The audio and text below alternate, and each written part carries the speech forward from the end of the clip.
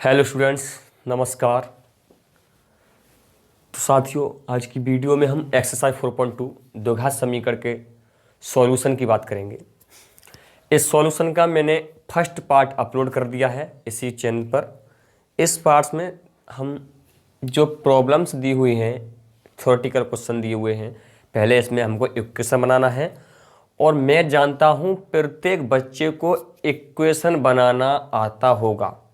क्यों कि सर हमें कैसे आता है? मैंने 4.1 जब पढ़ाई थी स्टूडेंट्स, तो प्रत्येक स्टूडेंट्स को मैंने वहाँ पर समीकरण बनाना, समीकरण को स्थापित करना मैंने वहाँ पर सिखा दिया था। ठीक, कि किस प्रकार हम कोई भी अगर थ्योरेटिकल दिया हुआ हो, कोई प्रॉब्लम्स दी हुई हो, कोई परिस्थिति या कोई समस्या दी हुई हो, तो उस स्थिति को समीकरण में कैसे स्थापित करते हैं, उसको समीकरण से कैसे दर्शाते हैं। ठीक, तो वहाँ पर मैंने आपको सिखा दिया है किसी भी बच्चे को फिर भी अगर समीकरण बनाने में प्रॉब्लम है तो उसे घबराने की कोई ज़रूरत नहीं है। आप यहाँ से भी सीख सकते हैं, मैं यहाँ पर भी पूरा सिखाऊंगा आपके लिए, इसकी टेंशन ना लें। वीडियो थोड़ा लंबा ज़रूर होगा, लेकिन स्टूडेंट्स मैं यहाँ पर आपको पूरा सिखा कर ही चलूँगा। ठीक, मुझे नहीं लगता कि मैं थोड़ा थोड़ा बाउंस गेंद मार मार कर आपके लिए ले जाऊँ, अच्छा नहीं लगता। ठीक है, तो आइए फर्स्ट क्वेश्चन हमारा। देखो, जब आप एनसीईआरटी की बुक्स खोलेंगे तो क्वेश्चन नंबर 4.2 का क्वेश्चन नंबर 2, एक्सरसाइज 4.2 का क्वेश्चन नंबर 2 है। क्वेश्चन नंबर 1 के 5 पार्ट है, जिसमें आपसे बोला गया था कि इन जो नीचे दिए हुए द्विघात समीकरण के मूल ज्ञात करो। तो वहाँ पर उन क्वाड्रेटिक इक्वेशन के हमने मूल ज्ञात कर लिए थे। इसकी वीडियो मैंने अपलोड कर दी है, जो कि पार्ट 1 करके वहाँ पर सॉल्यूशन लिखा हुआ है। ठीक, सेकंड जो क्वेश्चन है हमारा, दूसरा जो क्वेश्चन है 2 नंबर के क्वेश्चन में आपको वहां पर लिखा हुआ है कि उदाहरण नंबर 1 में दी हुई समस्याओं को हल कीजिए। इस प्रकार लिखा हुआ है आपकी एनसीईआरटी में, मैंने यहां पर लिख दिया है कि उदाहरण 1 में दी हुई समस्याओं को हल कीजिए।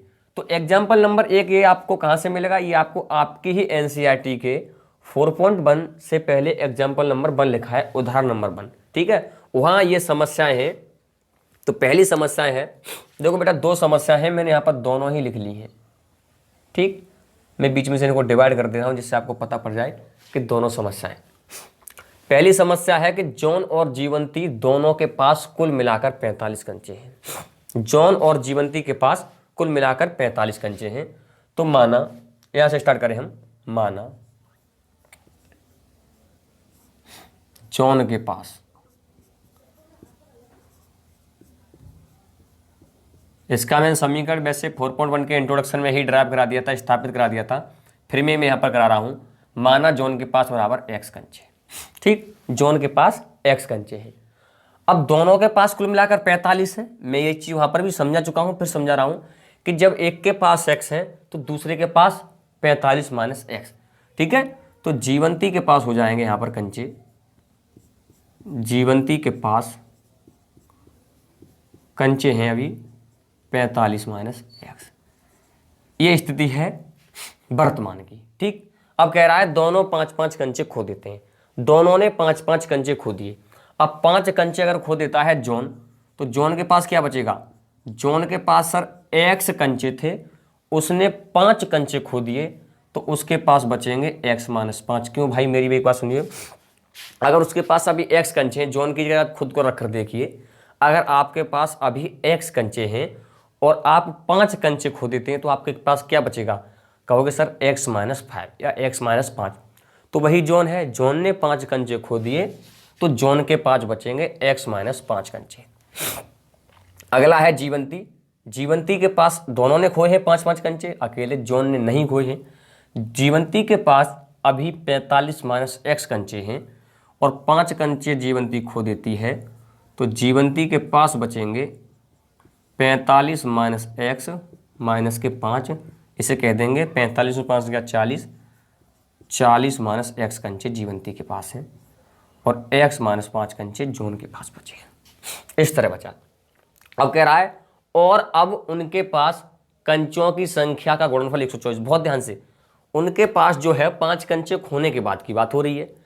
5 कंचे खोने के बाद उनके पास कंचों की संख्या का गुणनफल 124 है।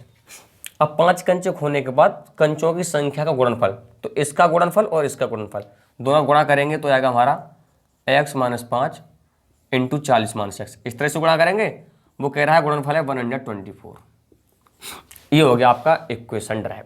ठीक, यहां से क्या करें, इनका गुणा करो। देखो x का 40 से 40x, फिर x का माइनस एक्स से माइनस के एक्स स्क्वायर, 5 का 40 से माइनस के 200 दिख रहा है, और -5 का माइनस एक्स से प्लस के 5x बराबर 124।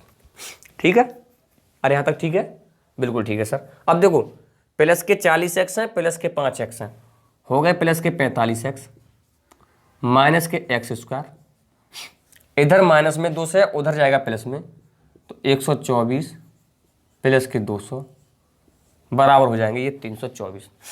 ये सारा चीज़ उधर भेज दो तो हो जाएगा यहाँ पर एक्स स्क्वायर, सॉरी ये 45x है बेटा, ये 40x और प्लस 5x 45x है, केवल 45 नहीं है, 45x।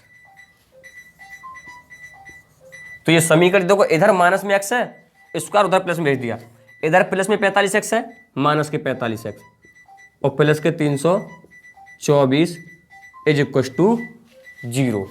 ठीक, अब यहां से क्या करेंगे बेटा, अब ये हमारा बन गया द्विघात समीकरण। देखो नजर डालो, ये हमारा बन गया है क्वाड्रेटिक इक्वेशन। अब क्या करें, इस क्वाड्रेटिक इक्वेशन को मैंने आपको सॉल्व करना सिखा दिया है। अब सर हमारा ठीक, अब सर हमारे आंसर कैसे निकलेंगे बेटा, जैसे हम ये हल मूल और शून्य के निकालते थे, मैंने मूल निकालना सिखाया था पिछली वीडियो में, बस वही है। आप इसके मूल निकाल लो, वही आपके आंसर्स हो जाएंगे। कैसे, आइए। ठीक है सर, मूल कैसे निकालें, सबसे पहले आप इनके गुणनखंड कीजिए।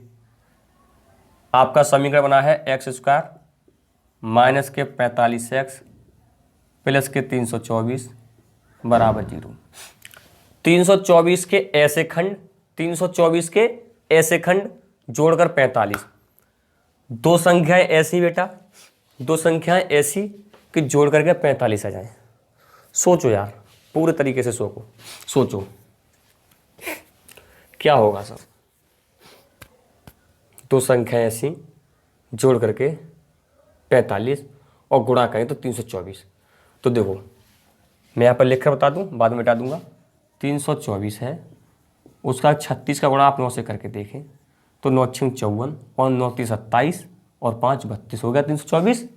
और 36 का गुणा 9 से करें तो 324 और 36 और 9 जोड़ दें तो कितना हो जाएगा 45। सर सारी कंडीशन हमारी मिल गई, हमको अनुकूल है हमारी कंडीशन से। क्या कि दो संख्या हमको ऐसी मिल गई 36 और 9 कि इनका अगर गुणा करें तो 324 आ रहा है, इन्हें अगर जोड़ें तो 45 आ रहा है। बस यही कर लो यहाँ पर, x square minus 36x minus 9x plus 324 equal to 0।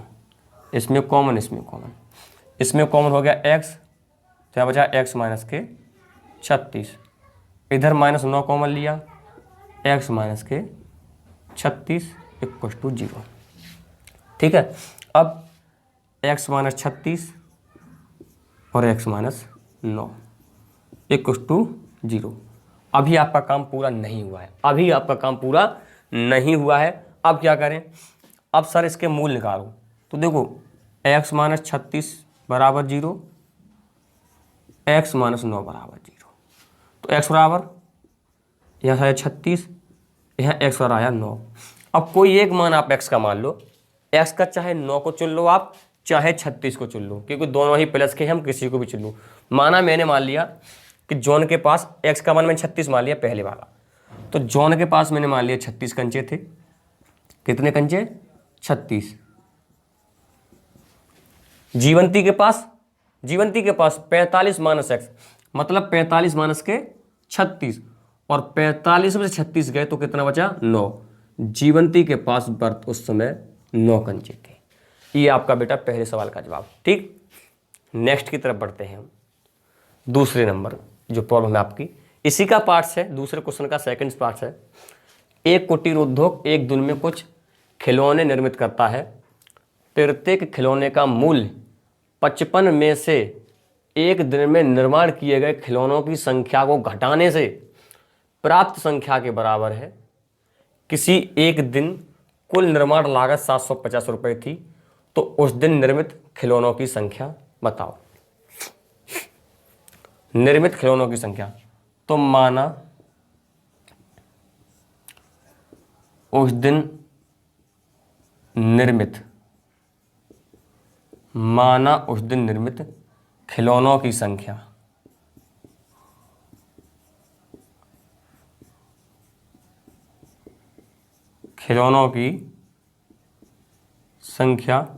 Equal to x. मैंने मान लिया उस दिन एक्स खिलौने निर्मित हुए थे। अब उसने क्या कहा है, प्रत्येक खिलौने का मूल्य 55 में से एक दिन में निर्माण किए गए खिलौनों की संख्या को घटाने से प्राप्त संख्या के बराबर है। एक खिलौने का मूल्य, तो प्रत्येक खिलौने का मूल्य की बात करूं मैं, तो प्रत्येक खिलौने का मूल्य बराबर,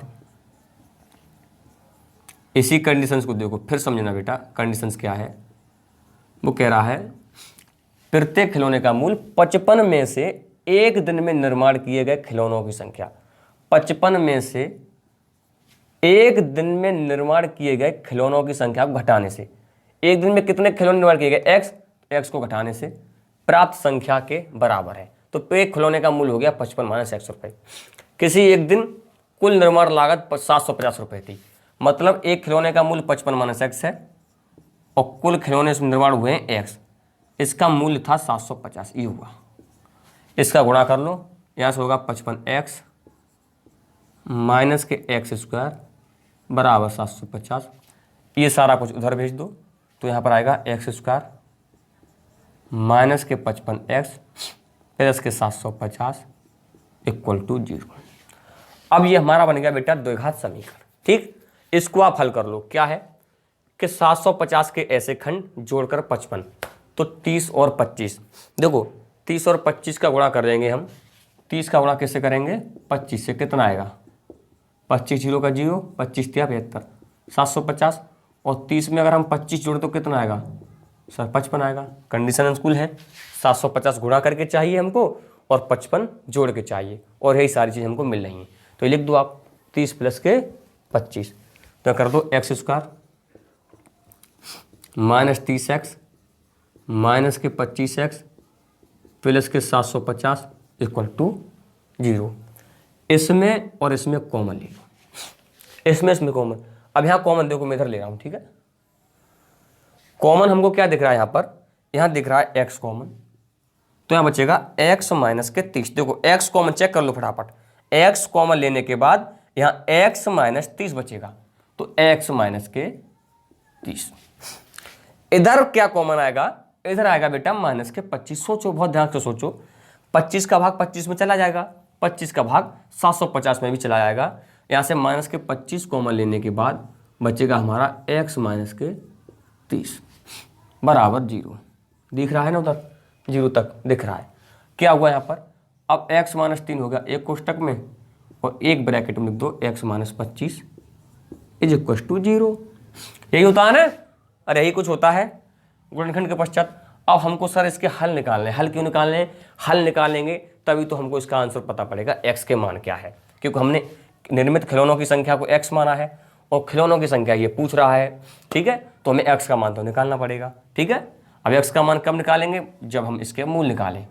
तो दो बार रख दो, x माइनस 30 इक्वल टू 0 और x माइनस 25 इक्वल टू 0। तो x बराबर 30 और x बराबर 25। यहाँ x के दो मान हैं, या तो उस दिन 30 खिलौने निर्माण हुए हैं या उस दिन 25। दोनों आंसर आपके करेक्ट आएंगे।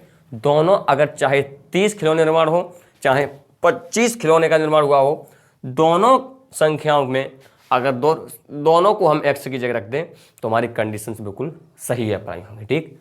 तो please pause the video and note it down.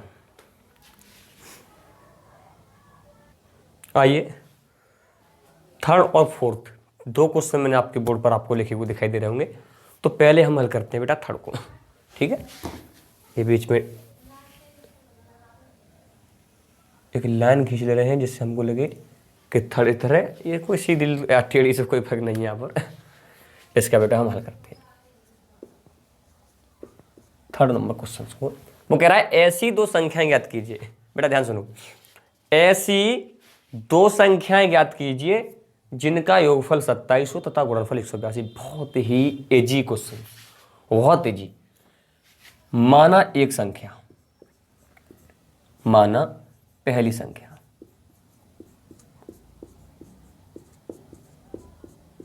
x, पहली संख्या x, दूसरी बच्चा बोलो फटाफट, दूसरी क्या हो जाएगी? दूसरी कौन बोला तुम में से 27 माइनस एक्स? कौन बोला? घबराना नहीं बेटा, यही है 27 माइनस एक्स। अगर एक संख्या x है, देखो कोई दो संख्या है, मेरी बात मैं एक बार एग्जाम्पल पहले भी दे चुका हूँ, फिर आपको एक बार दे दूँ।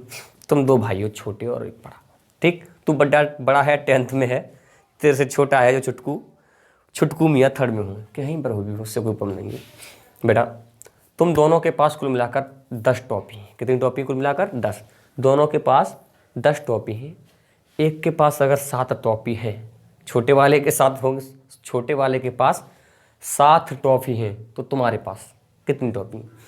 बोलोगे सर टोटल टॉफी थी 10, छोटे वाले ने ले ली 7, तो मेरे पास बची 3। मैं पूछूंगा कैसे बेटा? अरे सर कुल टॉफी 3 10, छोटे वाले ने 7 ले ली, तो मेरे पास 3 बच रही, यही तो है। तो आपने अपनी टॉफी कितनी बताई कि सर मेरे पास 10 माइनस 7 टॉफी है, तो बताया आपने कि कुल टॉफी थी, उसमें से उसकी टॉफी मैंने घटा दी, बची मेरे पास 10 माइनस 7, वही मेरी टॉफी। सेम बेटा यहाँ पर है, पहली संख्या अगर x है, दोनों का योग कितना है? 127, सॉरी केवल 27, 27 है, दोनों का योग 27 है, एक उनमें से x है, तो दूसरी 27 माइनस एक्स। बहुत सही, दूसरी बेटा 27 माइनस एक्स, बहुत बढ़िया। कह रहा है हो तथा गुणनफल 182। दो संख्या हो गई, ये एक x हो गई, एक 27 माइनस एक्स हो गई। गुणनफल बता रहा है 182, तो इनका गुणनफल कर लो, x का गुणनफल कर दो 27 माइनस एक्स से 182।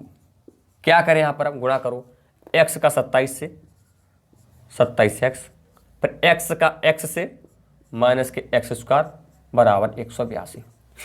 इनको सारी चीज़ों को उधर ले जाओ, क्या बचेगा? देखो प्लस में तो x स्क्वायर जाएगा, 27x है वो माइनस में जाएगा क्योंकि इधर प्लस में है, 182 प्लस का है तो उधर प्लस का ही रहेगा।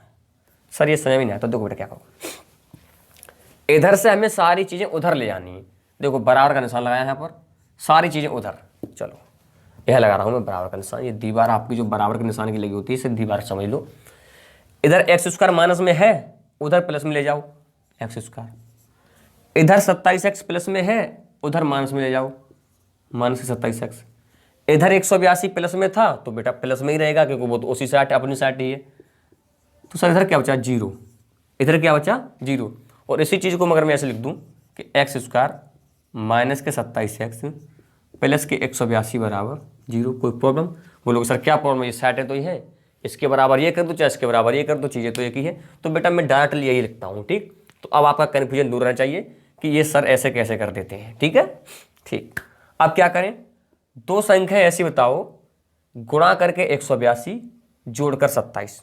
कोई भी बच्चा दिमाग से सोचो, गुणा करें तो 182 आए और जोड़ें तो 27 आए, तो क्या करेंगे हम? 182 और जोड़ करके 27। तो दो संख्या मुझको लगता है कि 14 और 13। 14 का गुणा हम 13 से करेंगे, 14 3 42, 14 1 14 18, 182 आएगा। और 14 में 13 अगर हम जोड़ देंगे तो 27 आएगा। फिर तो एक बच्चा चेक करें इस चीज़ को, क्या ये सही है? 14 का गुणा 13 से करके 182 आ रहा है कि नहीं आ रहा है? 14 में 13 जोड़ के 27 आ रहा है कि नहीं आ रहा है? फिर तो एक बच्चा चेक करे। ठीक, मैं इसको रेज कर रहा हूँ क्योंकि इधर गढ़ दूसरे का है, अपना गढ़ यहाँ पर नहीं है। अपना गढ़ भी थर्ड क्वेश्चन में इसमें है। तो 27 ही लिख लो बेटा, सिंपल सी बात है। एक्स स्क्वायर माइनस के 14 प्लस के 13 एक्स का एक्स प्लस के 182 इक्वल टू 0। इसमें किसी को प्रॉब्लम नहीं होनी चाहिए, किसी भी बच्चे को। कोई भी स्टूडेंट अगर इसमें प्रॉब्लम लगता है तो उसने मुझे लगता है कि 4 पॉइंट जो हमारा चैप्टर द्विघात समीकरण है उसने शुरू से नहीं पढ़ा है, वो डायरेक्ट यहाँ पर आ गया है। ठीक है, फिर बेटा आपको यहाँ पर कोई गारंटी, कोई भी टीचर, मैं क्या कोई भी टीचर नहीं ले सकता। अगर आप बीच में से आकर बैठोगे तो मुझे लगता है आपसे परफेक्ट नहीं होगा। हाँ, यदि आप 9th क्लास अच्छे से पढ़ें या आपको गुणनखंड करने आते हैं तो आपको आसानी हो सकती है यहाँ पर, अदरवाइज आपको प्रॉब्लम्स ही प्रॉब्लम्स होंगी। अब एक्स स्क्वायर माइनस के 14x, इस माइनस से ये वाला प्लस में माइनस हो गया, माइनस के 13x प्लस के 182 इज इक्वल टू 0। अब इसमें और इसमें कॉमन, यहाँ कॉमन आ गया x, तो बचा x माइनस के 14, यहाँ माइनस के 13 कॉमन आ गया तो x minus 14 is equal to 0। अब क्या करें सर, वही है, इधर कर दूँ थोड़ा सा सर, डिवाइडेड है बेटा, वो बीच वाला है वो बड़ा वाला समझ लो। तो इधर x माइनस 14 एक कोष्टक में और x minus 13 is equal to 0 भी है। 0 थोड़ा कम दिख रहा होगा आपको, दिख रहा है, बराबर दिख रहा है सर, ठीक है। लाइन को थोड़ा और इधर बढ़ा दें, यहाँ तक आ सकती है ये और इसके बाद यहाँ तक हो जा सकती है, ठीक है। स्पेस बढ़ गया। अब क्या करें सर, इसको हमको हल निकालने हैं, तो x माइनस 14 बराबर 0 रख दो, एक बार x माइनस 13 बराबर 0, x बराबर एक मान आ गया 14, एक आ गया 13, ठीक। तो बेटा वो दोनों संख्या होंगी हमारी 14 और 13, क्योंकि हम किसी को भी देखो, आपको सर x तो पहली संख्या है केवल, तो बेटा पहली संख्या अगर आप 14 मान लेते हो, मान लिया कि x है जो पहली संख्या है और x और पहली संख्या आ गई हमारी 14, तो दूसरी संख्या बेटा 27 माइनस x है, 27 माइनस के x, और x का मान आया है 14, तो 27 माइनस 14, तो दूसरी संख्या हमारी आ गई 13, ठीक। तो एक संख्या हमारी 14 हुई और दूसरी संख्या हमारी 13 हुई। किसी को कोई प्रॉब्लम्स है, किसी को कोई सवाल जवाब है, कोई भी डाउट है इस क्वेश्चन में, तुरंत ही कमेंट बॉक्स में दे दीजिए मुझको, कमेंट बॉक्स में मुझको बता दीजिए। स्थितियाँ ऐसी नहीं हैं कि मैं और आप आमने सामने हैं, स्थिति ऐसी नहीं है अभी कि मैं और आप आपसे सामने, परिस्थिति ऐसी है कि आप केवल लिख सकते हो, मैं यहाँ से बोल सकता हूँ, ठीक है। मैं आप अगर आप वहाँ पर कमेंट में मुझे कोई भी डाउट बच्चा देता है तो मैं होकर आपको पढ़ने के बाद मैं उस पर ज़रूर आपको बताऊंगा, ज़रूर आपको रिप्लाई करूंगा, चाहे मुझे वीडियो के माध्यम से करना पड़े, चाहे मैसेज के माध्यम से करना पड़े। हाँ, मैंने आपको कई बार अपना व्हाट्सअप नंबर भी दिया, अगर कोई बच्चा मुझे व्हाट्सअप पर मैसेज करता है अपने डाउट को, तो उसे तुरंत इमीडिएटली उसका जवाब मिल जाएगा, जैसे ही मुझे मैसेज प्राप्त होगा उसी। जो बच्चा नया जुड़ा है हमसे, उसके लिए बता दूँ, हमारा व्हाट्सअप नंबर है, यहाँ पर व्हाट्सएप नंबर हमारा है। जो भी बच्चा चाहता है, जो नया जुड़ा है, मैं आपको बता दूं 6397804671, ये मेरा व्हाट्सअप नंबर है, ठीक। यहाँ पर आप मुझे मैसेज भेज सकते हैं, हाय करके, यहाँ पर आप लिखकर जो भी चाहे आप मैसेज भेज सकते हैं मेरे लिए, हाय लिखकर ही ज़्यादातर बच्चे भेजते हैं मेरे लिए। और अगर कोई भी बच्चा वहाँ पर मुझे अपनी क्वेरी भेजता है, कोई अपना डाउट भेजता है, तो मैं उसका ज़रूर सॉल्व करता हूँ, चाहे कैसे भी करूँ उसका, ठीक है। किसी भी माध्यम से मैं उसके कनेक्ट में आऊँ, लेकिन व्हाट्सअप से अच्छा कोई कनेक्टिविटी मुझे नहीं लगता है आपसे मिलने का। हालांकि ये कनेक्टिविटी तो सबसे बेस्ट है ही अपनी यूट्यूब वाली, जिससे हम आपसे मिल रहे हैं, हम आपको पढ़ा रहे हैं, आप यहाँ से कुछ भी सीख रहे हैं, ठीक है। लेकिन अगर आप कोई बच्चा मुझे पर्सनली मैसेज करता है अपने डाउट्स को या क्वेरी को, तो इस नंबर पर मुझे भेज सकता है 6397804671। जो बच्चे हमसे शुरू से जुड़े हैं, वो तो कई सारे बच्चे मेरे को भेजते भी हैं, मैं उसका रिप्लाई भी देता हूँ बच्चे के लिए, ठीक है। और जो अभी पहली बार शायद कोई वीडियो देख रहा है या जिसको बीच में से देखने, तो मैं कई बार ज़्यादा नहीं बताता हूँ कि बच्चा भी थोड़ा, अगर मैं एक ही बात को डेली बोलूँ तो बच्चा भी थोड़ा बोरिंग होने लगता है। तो मैं हर चीज़ को समझता हूँ बेटा, आपकी तरह ही जुड़ा हुआ हूँ मैं, बिल्कुल। तो आप यहाँ से मुझसे जुड़ सकते हैं, ठीक है। जिसने उचित समझा होगा वो नोट कर रहा होगा, जिसने उचित नहीं समझा होगा वो अच्छी बात है भाई, ठीक है। मैं इसको मिटा रहा हूँ यहाँ से। नेक्स्ट क्वेश्चन हमारा है, दो क्रमागत धनात्मक पूर्णांक ज्ञात कीजिए जिनके वर्गों का योग 365 है।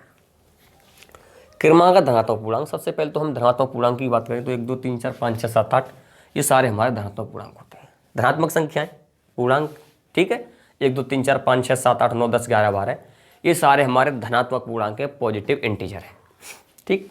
वो कह रहा है क्रमागत है, क्रमागत मतलब होता है बेटा कोई भी क्रम से, जैसे एक के बाद क्रम अगला 2 है, 2 के बाद 3 है, अगर कोई 2 के बाद 5 लिखता है तो ये क्रमागत नहीं है, ये क्रमागत नहीं है, ठीक। 2 के बाद अगर कोई 3 लिख रहा है, 2 के बाद कोई 4 लिख रहा है, तो ये भी क्रमागत धनात्मक पूर्णांक नहीं है। 2 के बाद किसी ने 3 लिख दिया तो ये बेटा क्रमागत है, ये 2 फिर 3 आता है, ठीक। तो अगर क्रमागत कब आता है, देखो 1 के बाद 2 आया, 2 के बाद 3, 3 के बाद 4, 4 के बाद 5। कब आ रहे हैं बेटा? देखो पहले 1 था, 1 में 1 ऐड किया 2 आ गया, 2 में +1 कर दिया 3 आ गया, 3 में +1 कर दिया 4 आ गया है। हर बार क्या हो रहा है बेटा? हर हमको अगला क्रमागत प्राप्त करने के लिए 1 ऐड करना पड़ रहा है। हमको अगला क्रमागत प्राप्त करने के लिए 1 जोड़ना पड़ रहा है, तो हर बार 1 जोड़ेंगे। मतलब अगर पहला x है तो दूसरा क्या होगा? दूसरा सर 1 जोड़ दो उसमें, x + 1। बहुत सुंदर बेटा, समझ गए। माना पहला धनात्मक पूर्णांक, पहला धनात्मक पूर्णांक = x, तो दूसरा क्रमागत, बात क्रमागत की हो रही है, तो दूसरा क्रमागत धनात्मक पूर्णांक। बोलो बच्चा, मेरे साथ बोलो स्टूडेंट्स। सर x + 1 बोला तो है, ठीक है सुन लिया मैंने, x + 1। फिर कह रहा है जिनके वर्गों का योग, वर्गों। अब x का वर्ग क्या हो गया? x²। x + 1 का वर्ग क्या हो गया? x + 1 का होल स्क्वायर।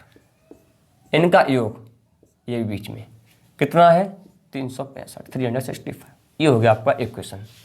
कोई प्रॉब्लम आई क्या बनाने में? कितना सिंपल है यार, देखो ना। 2 क्रमागत धनात्मक पूर्णांक है, माना पहला x, दूसरा x + 1। सर x क्यों लेकर चलो बेटा? y मान लो, a मान लो, d मान लो, b मान लो, c, l, m, n, p, q, r, कुछ भी मान लो, आपकी इच्छा है। ये मेरी मर्जी x मानने की, मैं x मान रहा हूँ, तुम्हारी मर्जी y की कह रही है, आप y लगाओ। आपकी अंतरात्मा कह रही नहीं a मानो, अंतरात्मा की आवाज़ सुनो बेटा, a लिखो आप, ठीक। तो क्या कह रहा है? जिनके वर्गों का, तो x का वर्ग x², ये x + 1 का वर्ग x + 1 का होल स्क्वायर, इनका योग 365 है, ठीक है। सॉल्व करो, x² का x², ये खोलो, x + 1 का होल स्क्वायर, ये होगा सर x² + के 2x + के 1 = 365। किसी को यहाँ पर प्रॉब्लम नहीं होनी चाहिए। ये बेटा a + b फॉर्मूला हमने पढ़ा है, a + b का होल स्क्वायर, a² + के 2ab + के b², उसी फॉर्मूले से यहाँ पर सारा कुछ हुआ है। चेक कर लेना, x + 1 का होल स्क्वायर खोल के अलग से लिख कर, क्या यही होगा कि नहीं होगा? ठीक है, x² और x² ऐड होगा 2x² + के 2x + के 1 - के 365 = 0। ये 365 उधर प्लस में था, इधर माइनस में ले लिया, तो 2x² + के 2x - के 364 = 0। सारे में 2 कॉमन ले लो, 2 कॉमन के पश्चात हमको मिलेगा x² + के x - के 182 = 0। 2 उधर भेज दो, बट्टे में जाएगा, सारा कुछ 0 बचेगा। यहाँ पर x² + के x - के 182, कहाँ गया 0? ये रहा बेटा, 0/2 कर दें, इधर 2 गुणा में है, उधर बट्टे में भेज दिया, 2 का भाग 0 में देंगे, क्या आएगा? 0 ही आएगा, तो मैं डाट 0 लिख ले रहा हूँ। किसी को यहाँ कोई प्रॉब्लम नहीं होनी चाहिए, है ना। मैं सारे डाउट्स क्लियर कर रहा हूँ आपके। मैं नहीं चाहता हूँ किसी बच्चे को कोई डाउट हो, कोई अपना समय खराब करे डाउट पूछने में, ठीक। फिर भी अगर आपको कोई रह ही जाता है तो फिर मजबूरी आपकी भी है और जिम्मेदारी मेरी भी है, ठीक, कि मैं आपको क्लियर करूँ। अब कह रहा है बेटा 182 के ऐसे खंड, यहाँ माइनस का चिन्ह ये हमको दर्शा रहा है कि घटा करके आना चाहिए जहाँ सारा कुछ। तो 182 के ऐसे खंड, मतलब 2 संख्या ऐसी बताइए जिनका गुणा करें 182 आए, 182 आए और घटा करके 1 आए। तो अभी तो हमने तो बात की थी 182 किन से आ रहा था? 14 से और 13 से। ध्यान करो, अभी जस्ट किया हमने थर्ड क्वेश्चन, अभी मैंने मिटाया भी नहीं, आपने नोट्स में नहीं किया है शायद। 14 और 13 का जब हम गुणा कर रहे थे तो हमको प्राप्त हो रहा था क्या? 182 प्राप्त हो रहा था। वहाँ ऐड करके 27 मांग रहा था, यहाँ घटा करके 1 मांग रहा है। तो 14 से अगर हम 13 घटाएंगे तो क्या आएगा? 1 आएगा। तो वही सेम है, करने की कोई ज़रूरत भी नहीं है। x² + 14 - के 13 × x - के 182 = 0। अब क्या करें? बस x² + 14x - के 13x - 182 = 0। इसमें और इसमें कॉमन ले लूँ, यहाँ कॉमन लेके दिखा रहा हूँ मैं आपको। यहाँ से x अगर हम कॉमन लें तो हमारा बचेगा x + के, ये माइक बड़ा लंबा है यार, x + 14, इधर के -13 कॉमन ले लें तो बचेगा हमारा x + 14 = 0। उधर जो जीरो है आपको नहीं दिख रहा है शायद, लेकिन शून्य प्रत्येक बचा रहा है। जो इक्वल में जो जीरो है वो चल रहा है यहाँ पर, ठीक है। मैं इधर लाइन को थोड़ा सा इधर खिसका कर चल रहा हूँ, जिससे कि थोड़ा और हम इधर बढ़ आए ऐसे। इस सर क्या मीनार सी बन गई बेटा, कोई दिक्कत नहीं है, एडजस्ट करो। प्रत्येक चीज़ हमारे पास जादू वाला बोर्ड नहीं है, झट से ना याद बटन दबाया अगला स्लाइड स्टार्ट, वो बोर्ड अभी हमारे पास नहीं है बेटा। एडजस्ट करो एडजस्ट करो एडजस्ट करो, साथ दो बेटा बस। अभी x + 14 एक कोष्टक में और एक कोष्टक में x - 13 = 0। अब क्या करें सर, ये तो हमारे गुणनखंड हो गए, तो बेटा वही काम है ना कि एक बार x + 14 = 0, एक बार x - 13 = 0। तो यहाँ से x का मान आया -14, यहाँ x का मान आया 13। तो बेटा उसने बोला था धनात्मक पूर्णांक, लेकिन ये तो ऋणात्मक है। ऋणात्मक तो बेटा इसको मत मानो ना, तो गलत है, नहीं है ये ऋणात्मक। ये धनात्मक क्या आया है 13, x = 13 क्या आया है धनात्मक। तो बेटा पहला पूर्णांक हमारा क्या माना था हमने x, तो पहला पूर्णांक हमने x माना था, तो x का मान है 13। तो पहला पूर्णांक तो आ गया हमारा 13 कि सर -14, ये ऋणात्मक हो गया -14, इसको हम नहीं ले सकते, हमको बात करनी केवल धनात्मक की। तो इसको आप एलिमिनेट कर दो, इसको आप इग्नोर कर दो, -14 जो आया है आपका उससे आप इग्नोर कर दो। केवल ध्यान दो आप 13 पर, क्योंकि ये आपका पॉजिटिव इंटीजर है और आपको पॉजिटिव इंटीजर यहाँ पर फाइंड करने को बोला गया है। तो नेक्स्ट क्या हो जाएगा, नेक्स्ट है x + 1 मीन्स 13 + के 1, दूसरा जाएगा हमारा 14। ये 13 और 14 हमारे दो धनात्मक पूर्णांक हो गए। तो ये तीसरा क्वेश्चन और चौथा क्वेश्चन आपको हो गए। अभी इसमें आई थिंक 2 क्वेश्चन और बताएं आपके एनसीईआरटी में, एक 5वां एक 6वां है। तो उससे पहले please pause the video and note it down. आइए नेक्स्ट क्वेश्चन की तरफ बेटा। 5 क्वेश्चन आपका है, 5वां क्वेश्चन है आपका, वो है एक समकोण त्रिभुज की ऊंचाई। एक समकोण त्रिभुज है, इसकी ऊंचाई उसके आधार से 7 सेंटीमीटर कम हो। आधार के बारे में हमको कोई पता कुछ नहीं है बिल्कुल भी, लेकिन उसने ऊंचाई को आधार के रिलेट कर दिया है, आधार से रिलेटेड कर दिया है कि जो ऊंचाई है वो आधार से 7 सेंटीमीटर कम है। आधार आपको नहीं पता तो आप एक ही काम कर सकते हैं कि आधार को आप मान लो। हल कर रहे हैं कि माना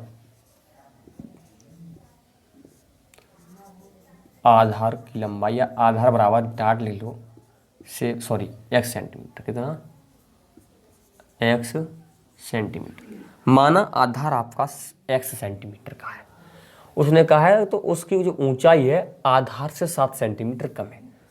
और ऊंचाई की बात करूं तो ऊंचाई उसने कहा है कि आधार से 7 सेंटीमीटर कम, आधार x है, x से 7 centimetre come means x - 7 centimetre. अरे किसी चीज़ से 7 सेंटीमीटर कम है मतलब x से 7 सेंटीमीटर कम मतलब x - 7, यही तो हो सकता है बिल्कुल। नेक्स्ट दिया उसने, यदि कर्ण 13 हो, कर्ण की उसने माप दी है 13 सेंटीमीटर है कर्ण। ओके, तो अन्य बुझाएं बेटा। अब हमने एक फॉर्मूला पढ़ा है जिसे हम पाइथागोरस प्रमेय कहते हैं। प्रत्येक बच्चा ने क्लास 9th में पढ़ा होगा, 10th में भी हम आगे आकर पढ़ेंगे जब हम ट्रिग्नोमेट्री या त्रिकोणमिति के बारे में बात करेंगे। तो आपने सबने एक पाइथागोरस प्रमेय पढ़ी है, और पाइथागोरस प्रमेय क्या है सर, वो है बेटा कि कर्ण स्क्वायर बराबर, कर्ण के स्क्वायर बराबर लंब स्क्वायर प्लस के आधार स्क्वायर। ये लंब बेटा ऊंचाई ही होती है, ठीक है। लंब क्या होती है, ऊंचाई होती है, हमने ये चीज़ पढ़ी है। तो कर्ण बेटा उसने दिया है 13, इसमें आप यहाँ पर इसका मान लगा लो कि 13 का स्क्वायर बराबर लंब या ऊंचाई कितनी दी है x - 7, x - 7 का स्क्वायर प्लस आधार कितना है x है, x स्क्वायर। ये हो गया बेटा, यही तो हुआ। तो कर्ण ही हमने ये चीज़ लगा ली यहाँ पर, ठीक। ये चीज़ आपको याद रखनी पड़ेगी, पाइथागोरस प्रमेय है, कोई बहुत बड़ी चीज़ नहीं है, प्रत्येक बच्चे के रटी हुई होगी कि पाइथागोरस प्रमेय लंब स्क्वायर प्लस आधार स्क्वायर इज इक्वल टू कर्ण स्क्वायर होता है। कर्ण स्क्वायर बराबर लंब स्क्वायर प्लस आधार स्क्वायर, या जैसे हम h स्क्वायर बराबर हाइपोटेनस, ठीक। इसमें कर्ण को हाइपोटेनस करते हैं, लंब को क्या कहते हैं बेटा, क्या कहते हैं बताएगा मुझको। आधार को तो बेस कहते हैं, लंब को क्या कहते हैं परपेंडिकुलर, ठीक। तो h स्क्वायर बराबर p स्क्वायर प्लस के b स्क्वायर, ये होता है। 13 का वर्ग हो गया 169 बाई 169। एक्स माइनस 7 का होल स्क्वायर अगर आप खोलोगे तो ए स्क्वायर माइनस के 2ab स्टेट में 14x प्लस के बी स्क्वायर में 7 प्लस के एक्स स्क्वायर। एक्स स्क्वायर और एक्स स्क्वायर होकर क्या हो गया 2x स्क्वायर हो गई, तो 169 equals to 2x square minus के 14x प्लस के 49। ये उधर ले जाओ तो यहाँ जगह 0, इधर कुछ नहीं रहेगा, इधर रहेगा फिर 2x स्क्वायर माइनस के 14x प्लस के 49 माइनस के 169। यहाँ से बचेगा 2x स्क्वायर माइनस के 14x और माइनस के 120 इक्वस टू 0। बेटा 120 के ऐसे खंड घटा के 14 जाएँ, ये आपको आते ही होंगे। 20 6 के 120, 20 में से 6 गया 14। देखो दो संख्या की बात हो रही है कि जिन्हें गुणा करके 120 आए, घटा करके 14 आए, तो आप कहोगे सर 20 गुणा 6, क्योंकि 20 का गुणा 6 से करेंगे हमारा 120 आएगा। 20 में से अगर हम 6 घटा दें तो हमको 14 प्राप्त होता है। तो वही है यहाँ पर 2x स्क्वायर माइनस 20 डाट लिख रहा हूँ मैं, तब तो आप सबको आता है, प्लस के 6x माइनस के 120 इक्वस टू 0। यहाँ कॉमन, यहाँ कॉमन, यहाँ कॉमन 2 नीचे दिखेगा नहीं ना, इधर कर दे रहा हूँ। यहाँ 2x कॉमन लेने के पश्चात यहाँ पर बचेगा बेटा x माइनस के 10। ऐसे ही यहाँ पर क्या बचेगा अभी, सॉरी मेरे को माफ़ कीजिएगा बेटा, नहीं ना, क्या हो रहा है, कुछ तो गड़बड़ है दया, हाँ कुछ तो गड़बड़ है। 20 बच रहा है यहाँ पर, सॉरी मेरे को माफ़ कीजिएगा। हाँ ओके, एक मिनट, आई एम सॉरी।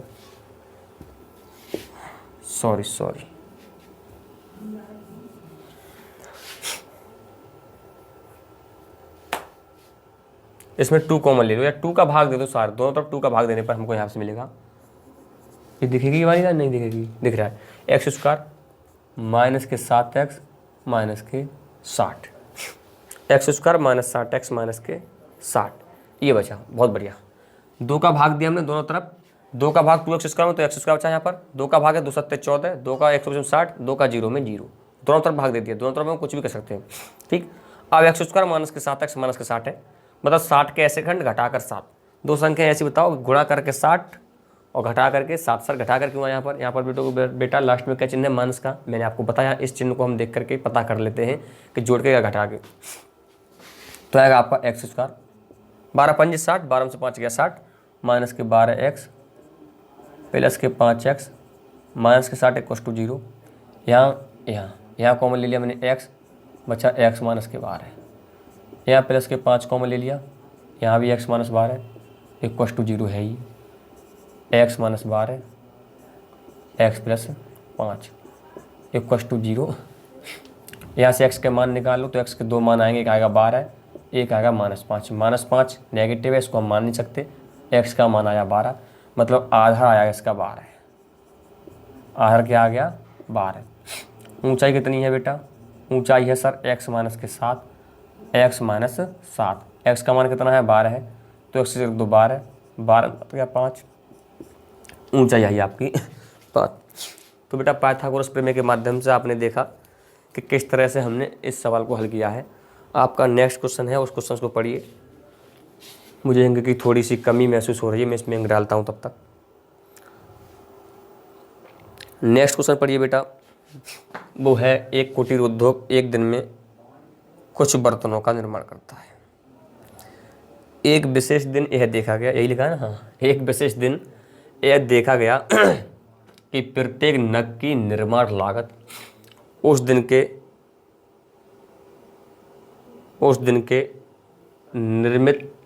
निर्माण किए गए बर्तनों की संख्या के 2 गुने से 3 अधिक थी। बर्तनों की संख्या के 2 गुने से 3 अधिक।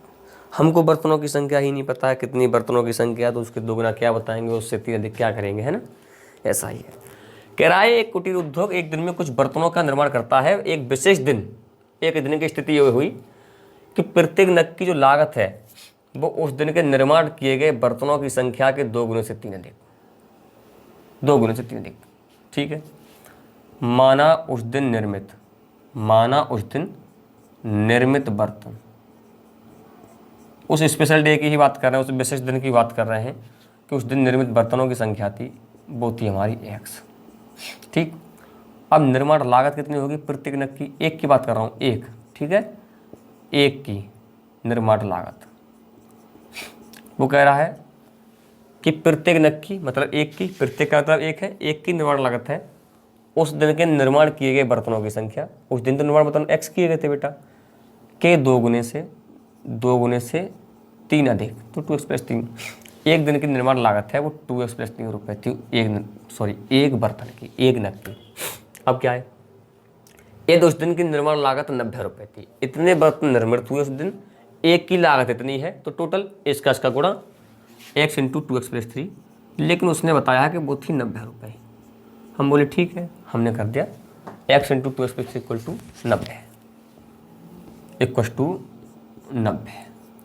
गुणा कर लो, हल कर लो, इसको मान निकाल लो। x का 2x से 2x² प्लस के 3x = 90। 90 को इधर ले आओ, 2x² प्लस के 3x माइनस के 90 = 0। 2 का गुणा 90 से करेंगे, 90 दूनी 180, ऐसा ही होता है ना वर्णखंड में। 180 के ऐसे खंड घटा करके 3 आए तो बेटा 15 और 12 होगा। ये चीज़ मुझे बार बार समझाने की यहाँ पर ज़रूरत नहीं है।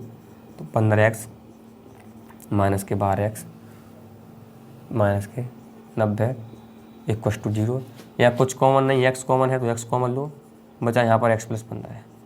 इन दोनों में 6 कॉमन आएगा, यहाँ पर भी x + 15 = 0। तो एक कोष्टक में मेरे प्यारे बच्चों x माइनस के 6 और एक में x + 15। कोष्टक आप आगे पीछे कर दो, कोई प्रॉब्लम नहीं होती है बेटा। ठीक, सीधी भाषा में आपको बताऊँ तो ये पहले लिख दो, चाहे ये पहले लिख दो, इन ब्रैकेट्स में कोई प्रॉब्लम नहीं होती है, कोई भी आगे पीछे आप कर सकते हैं। अब क्या हुआ, x के यहाँ से हमको 2 मान मिल जाएंगे बेटा। क्या मान मिलेंगे सर, एक x का मान मिलेगा हमको 6, एक मिलेगा माइनस के 15 है। तो क्या बेटा जो बर्तनों का निर्माण है वो माइनस हो सकता है सर? आपको कैसे हो सकता है, कभी नहीं। तो ये तो कर दो, इग्नोर कर दो। मतलब उस दिन बर्तन का निर्माण हुआ 6, x का मान आप मारो 6। उस दिन जो निर्मित है वो बर्तनों की संख्या है कितनी, 6 है सर। प्रत्येक की लागत मूल्य पूछ रहा है, तो एक बेटा एक का लागत मूल्य कितना, 2x + 3, तो मूल्य हो जाएगा बेटा प्रत्येक का 2x + 3 है। x की 6, 2 × 6 + 3 जो कि 15 रुपये आएगा। तो बेटा एक्सरसाइज 4.2 के मैंने सारे क्वेश्चन करा दिए। मैं एक बार हट रहा हूँ, स्क्रीनशॉट ले लीजिए, चाहे पॉज करके वीडियो को आप नोट कर लीजिए। ठीक बेटा, मैं आपको बता दूं यहाँ पर हमने एक्सरसाइज 4.2 आज क्लियर कर ली है, पूरी कंप्लीट कर ली हमने एक्सरसाइज 4.2। मैंने आपको 4.1 भी करा दी है, 4.2 भी करा दिया बेटा। तो साथ साथ प्लीज़ तैयार करते रहिए, बिल्कुल साथ साथ तैयार कीजिए। साथ साथ क्या है बेटा, साथ साथ अगर आप तैयार करोगे तो आपको कोई भी प्रॉब्लम बोर्ड परीक्षा में नहीं होगी। आप बोर्ड में आसानी से हमारी वीडियो से पढ़ करके 90+ मार्क्स ला सकते हैं बेटा। मैथ ही एक ऐसा सब्जेक्ट है जिसमें आप 100 इन 100 मार्क्स ला सकते हो। ठीक, लेकिन 100 इन 100 तो मैं नहीं कह सकता आपके लिए। हाँ, हालांकि आपसे अगर इतना सारा कोर्स तैयार करते हो, लेकिन 90+ की तो मैं गारंटी ले सकता हूँ। बट लेकिन आप मेरे साथ साथ पढ़ते रहिए। तो मैं यहाँ से पढ़ा करके वीडियो बना करके आपकी डर करके चला गया, आपने एक बार देखा और बस घर जाकर फिर कुछ नहीं किया, तो मैं घर जाकर मिस आप रहते तो घर पर ही हैं, वीडियो को बंद करने के पश्चात आप पर उसने वर्क नहीं किया तो मैं नहीं कह सकता। लेकिन हाँ, आप थोड़ा सा वर्क कीजिए। अगर वीडियो 40 मिनट की आपके लिए या 30 मिनट्स की आपके लिए वीडियो मिल रही है, 40 मिनट्स की है, उसके बाद आप उस पर 20 मिनट्स भी देते हैं उसके बाद एक्स्ट्रा, तो मुझे लगता है आप सारा कुछ कवर कर लोगे। ठीक है, तो आज की वीडियो में बस इतना ही। सभी प्यारे बच्चों को एक बार फिर से धन्यवाद कि आप इस तरह से पढ़ाई कर रहे हैं।